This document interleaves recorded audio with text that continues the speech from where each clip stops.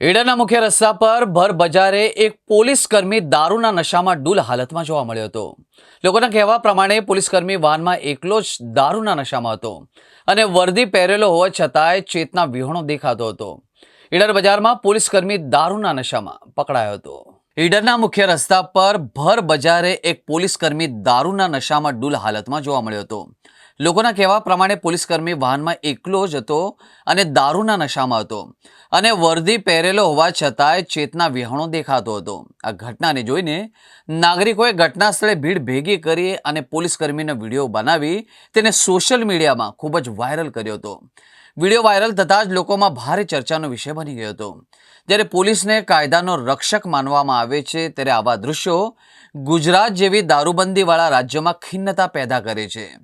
ઘટના સ્થળે હાજર રહેલા લોકોએ કહ્યું કે દારૂના નશામાં પોલીસે ગાડી ટ્રાફિક વચ્ચે ચલાવતા ટ્રાફિક જામ પણ સર્જાયો હતો.